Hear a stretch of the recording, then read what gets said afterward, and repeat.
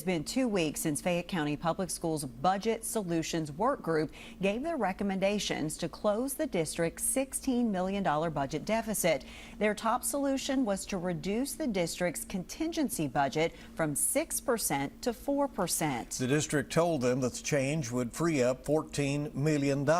Well, records now obtained by WKYT's Samantha Valentino show reducing the contingency fund isn't actually an option. She's joining us live from FCPS headquarters with tonight's WKYT Investigates.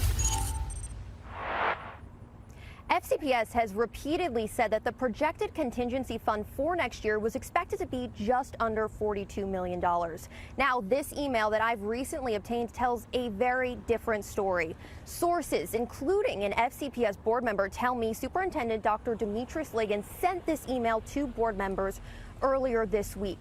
In it, he says internal calculations suggest that that contingency fund will actually be more in the range of $15 to $22 million. That means that the work group's suggestion to pull from the contingency fund to address the district's $16 million budget deficit isn't actually an option.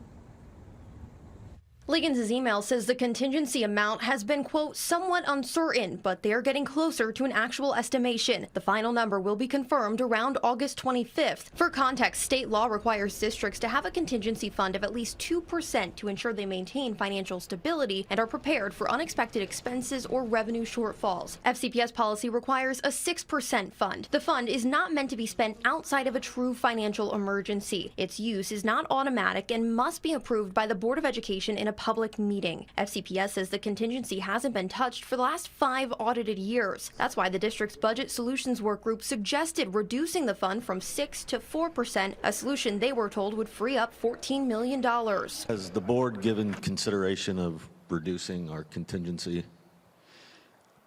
We have not brought that to them directly. I think that's something they would have to explore. That's something for sure. I mean, that's a great solution. Seems like a pretty simple solution. Yeah. When the group ranked their solutions, reducing the fund to 4% took the #1 spot. Right behind it was further reducing the fund, taking the full $16 million from it to resolve the budget deficit. But we now know from Liggins' email these solutions are no longer possible. In it, Liggins also outlines what he calls, quote, 3 other significant cost pressures where expenses have outpaced revenues. Now, they include preschool expenses being $2 million higher than what can be recouped in revenue, employee retirements accumulating $2 million in penalties, and nutrition services revenues not keeping up with inflation, leaving the district roughly $6 million behind in payments, with only $4 million cash in hand on that fund. Now, the work group's suggestions to address the budget deficit are slated to be presented to the board here Monday night. I, of course, have reached out to the district to ask them several questions about this email, including when exactly the district realized the difference in the original projected fund versus where it now stands, as well as why the Budget Solutions Work Group was led to believe that changing the contingency fund was a viable option to address that deficit. They have not yet responded to my request for answers. In Lexington, Samantha Valentino, WKYT. All right, Samantha, thank you. Lots of questions. And Liggins says without additional revenue sources, significant operational and/or personnel changes will be necessary.